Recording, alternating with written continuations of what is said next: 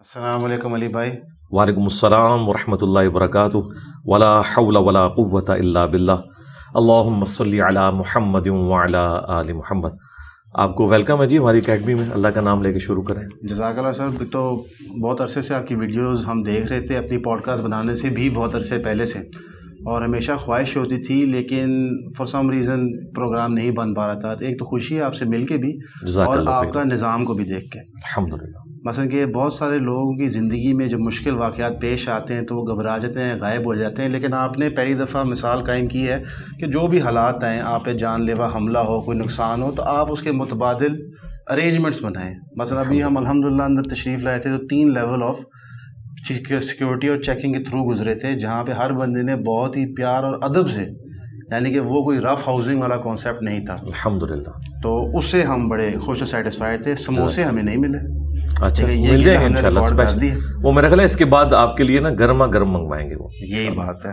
علی بھائی سیدھا ہم ٹو دی پوائنٹ آتے ہیں. جی جی. ہم نے یہ پوڈ کاسٹ کرنے سے پہلے بہت سارے سوالات ہمارے پاس تھے، لیکن ان کو ہم نے کنڈینس کیا ٹھیک ہے آسانی کے لیے. ہم سٹیپ بائی سٹیپ چلیں گے. پہلا سوال جو آپ سے ہے، جو موسٹ ریلیجیس سرکلز کے اندر پرائیویٹلی ڈرائنگ رومز میں ڈسکشن ہوتی ہی ہوتی ہے، لیکن اس پہ کمپائلڈ ڈسکشن کسی کے پاس موجود اس طرح نہیں ہوتی. پاکستان کے اندر شریعت نافذ ہو سکتی ہے، نہیں ہو سکتی، اور اگر نافذ ہوگی تو اس کی کیا شکل و صورت بنے گی؟ ویزا وی پولیٹیکل سٹرکچر کیسے تبدیل ہو سکتا ہے؟ ویزا وی معاشرے کے اندر کیا تبدیلیاں آئیں گی؟ ویزا وی ملک کی فارن پالیسی شریعت کے مد نظر کیسے ڈیفائن ہوگی؟ شریعت کے صرف وہ قوانین لاگو ہو سکتے ہیں جن کے اوپر سب کا اتفاق ہے. مثلا سود کی حرمت، اس کے اوپر سب کا اتفاق ہے. اسی طریقے سے مکس گیدرنگ کو یونیورسٹیز میں، کالجز میں کس طریقے سے مینیج کیا جائے کہ ایسا نہ ہو، الگ یونیورسٹیز بنے. اس کے علاوہ جو اسلام کا پولیٹیکل سسٹم ہے، فائنینشیل سسٹم ہے، یہ ساری کی ساری چیزیں امپلیمنٹ ہوں گی، لیکن اس کے لیے پاکستان میں اس طرح کی شریعت کو نافذ کرنا کہ جس کے اوپر سب کے سب متفق ہو جائیں، اس میں سب سے جو بڑی رکاوٹ ہے وہ مکاتب فکر کا اختلاف ہے.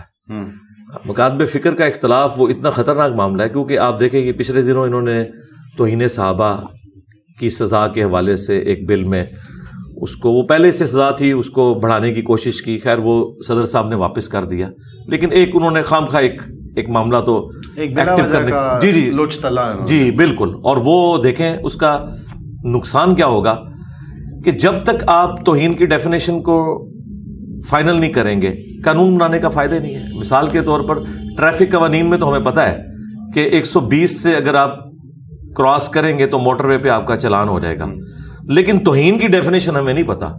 چلان انہوں نے رکھا ہوا ادھر کہ 10 سال کے لیے قید میں ڈال دیں گے، لیکن ڈیفینیشن پوچھیں وہ ہر بندے کی الگ ہے. تو جب تک ان چیزوں کے اوپر کنسنسس نہیں ہوتا، ان شارٹ یہ کہ پاکستان میں خدا نہ کرے کہ کوئی اس طرح کا شریعت کا نظام آئے، اس کی وجہ یہ ہے کہ یہ کسی فرقے کا نظام آئے گا، دوسرے فرقے والے کے لیے کوئی اسپیس نہیں رہے گی.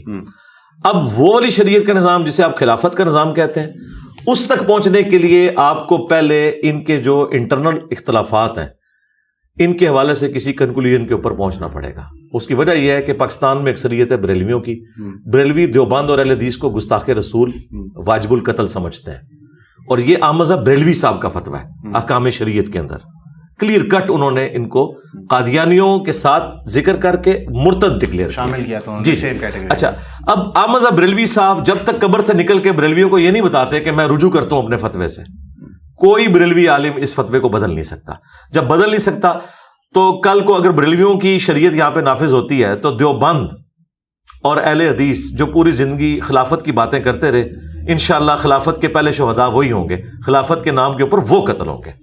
تو اللہ نہ کرے اس طرح کی کوئی شریعت یہاں پہ نافذ ہو. علی بھائی یہ تو آپ نے ایک بہت خطرناک صورتحال پیش کر دی ہے.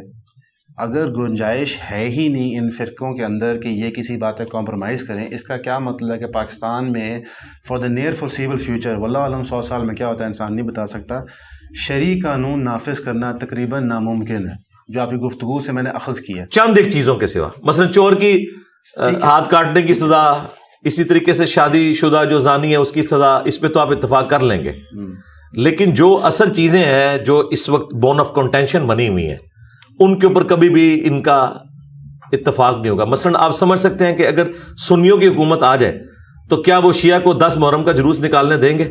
چاہے سعودیہ میں نکال کے بتائیں, کنٹرول انوائرمنٹ میں وہ سب کچھ کرواتے ہیں. خود وہ نکالیں گے اپنے جلوس, ٹھیک ہے, لیکن دوسروں کو نہیں نکالنے دیں گے. تو اس کا الٹیمیٹ انجام کیا ہوگا؟ قتل و غارت اور انارکی پھیل جائے گی. اس لیے میرا خیال ہے کہ پاکستان کو اسلامک ڈیموکریسی سوٹ کرتی ہے جو اس وقت چل رہی ہے. صرف یہ ہے کہ اس میں ہر ادارہ اپنا کام کرے, ایک دوسرے کے کاموں میں دخل نہ دے اور رائے عامہ ہموار کریں. اس کے بعد انشاءاللہ تعالیٰ جب معاملات آگے کی طرف جائیں گے تو کوئی رزلٹ نکلے. علی بھائی, جب آپ اسلامک ڈیموکریسی کہتے ہیں جو پاکستان میں چل رہی ہے, تو یہاں پہ بھی ایک کنفیوژن ہے, ایگزسٹ کرتی ہے. آپ کو لیفٹ کا طبقہ ملتا ہے جو کہتا ہے کہ اسلام نے بڑا کرٹیکل رول پلے کیا پاکستان کی تباہ اور بربادی میں, اسپیشلی ضیاء الحق کی اسلامائزیشن میں. آن دی ادر ہینڈ آپ کو ایک رائٹ کا طبقہ ملتا ہے جو کہتا ہے ہمیں کبھی اصلی موقع دیا ہی نہیں گیا. لیکن ان سب آوازوں کے بیچ میں آپ کی آواز کی صرف اس لیے کہ آپ کی پوڈ کاسٹ کر رہے ہیں تعریف کرنا چاہوں گا کہ آپ کی ایک یونیک آواز تھی.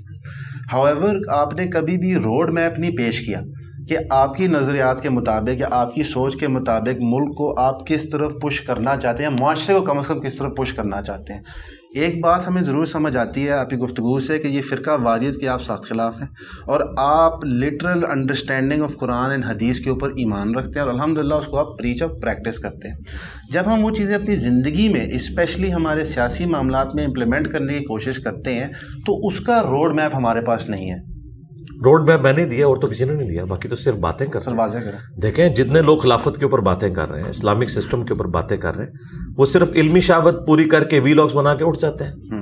اچھا, اب چونکہ میں نے فرقوں کو ہار ڈالا ہے اس لیے وہ مجھے کہتے ہیں کوئی روڈ میپ اس نے نہیں دیا. میں نے تو روڈ میپ دیا ہے, میں نے یہ روڈ میپ دیا ہے کہ ان کو یہ بتایا ہے کہ بھائی پہلے آپ کو کتا نکالنا پڑے گا کنویں سے, آپ 20,000 ڈول بھی نکال لیں یہ آپ کا کنواں پاک نہیں ہونا.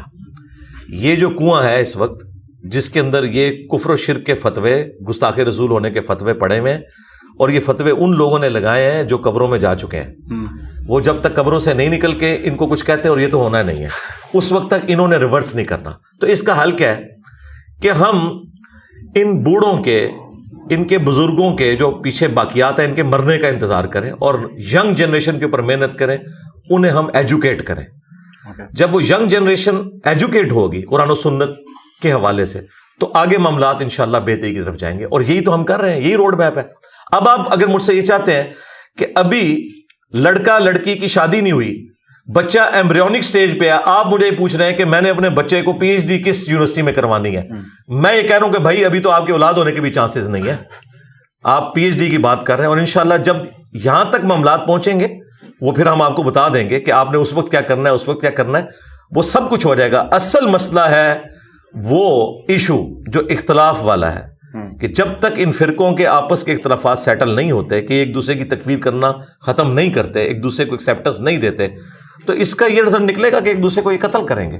اہل حدیث کی حکومت آ گئی تو انہوں نے سب سے پہلے کہنا ہے کہ داتا دربار ہم نے ختم کرنا ہے. آپ مجھے بتائیں پاکستان میں اگر 12 کروڑ بریلوی ہیں اور اہل حدیث خلافت قائم کر دیتے ہیں اور وہ کہتے ہیں کہ نبی الاسلام کا فرمان ہے مسلم شریف میں کہ مزارات کو آپ نے گرانا ہے, قبروں کے اوپر مزار نہیں بنا سکتے, تو یہ تو ادھر دنگا اور فساد شروع ہو جائے گا. اس کے لیے آپ کو پبلک کو ایجوکیٹ کرنا ہے, اور اس طرح کی جتنی ایکٹیویٹیز ہیں ان کے اوپر آپ نے کمپرومائز کرنا ہے وقتی طور کے اوپر. جس طرح نبی الاسلام اپنی زندگی میں آلموسٹ 18-19 سال تک اس قبلے کی طرف منہ کر کے نمازیں پڑھتے رہے جس کے اندر بت رکھے ہوئے تھے. آپ گریلا وار کر کے سارے بت توڑوا سکتے تھے. جس طرح آپ کو یہ مشورے دیتے ہیں خلافت قائم کرنے کے, جی کوئی آرمی چیف ایسا لے آؤ, ایک بھگت نہیں چکے ہم ضیاء الحق, ٹھیک ہے, کیا اس نے اسلام کی بدنامی کی نا صرف. تو اس طرح کا کوئی سسٹم کرنے سے کچھ بھی نہیں ہونا. نیچے جب وہ لوگ ہیں کہ جو اس طرح کا اسلام چاہتے نہیں, وہ والا اسلام چاہتے ہیں جو ان کے بزرگوں نے ان کو سکھایا. تو ہم نے جب تک وہ والا اسلام نہیں یہاں پہ لوگوں کو ایجوکیٹ کرنا جو قرآن و سنت کا ہے, اس وقت تک ان کے اوپر زبردستی اس طرح کا کوئی اسلام نافذ کرنے کا کوئی فائدہ نہیں ہوگا. باقی جو آپ نے شروع میں بات کی تھی وہ آپ نے اوور لک ہو گئی مجھ سے بھی اس حوالے سے کہ ہم اور طرف چل پڑے. جو آپ نے کہا نا کہ جی جو لبرلز کہتے ہیں کہ جی ہم تجربہ کر چکے ہیں, 2 مختلف اسکول آف تھاٹ, جی جی ہاں جی, ان کے بارے میں ان کے اوپر ورڈکٹ دوں گا نا. جو لبرلز ہیں وہ بالکل ٹھیک کر رہے ہیں. ضیاء الحق کے اسلام سے تو اللہ کی پناہ, اگر اسلام کی یہ شکل ہے تو بالکل ٹھیک کہہ رہے ہیں. اللہ نہ کرے اس طرح کا اسلام دوبارہ پاکستان کو دیکھنا پڑے.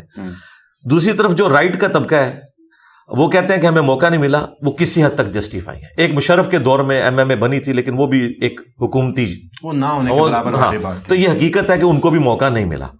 لیکن اب ان کو سوچنا چاہیے کہ انہیں موقع کیوں نہیں مل رہا، اس کے پیچھے کیا ریزن ہے، لوگ کیوں نہیں ان کو